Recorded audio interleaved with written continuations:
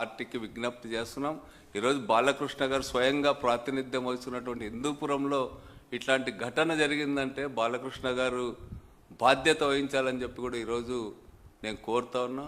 అదేవిధంగా రాష్ట్ర వ్యాప్తంగా కూడా ఇట్లాంటి కక్షపూరితమైనటువంటి దాంతోనే ప్రతిదీ రాజకీయం చేయడం, ప్రతిదీ డైవర్షన్ చేయడం అనేటువంటిది ఈరోజు అధికారం ఉన్నటువంటి వాళ్ళకి మామూలు వ్యవహారం అయింది.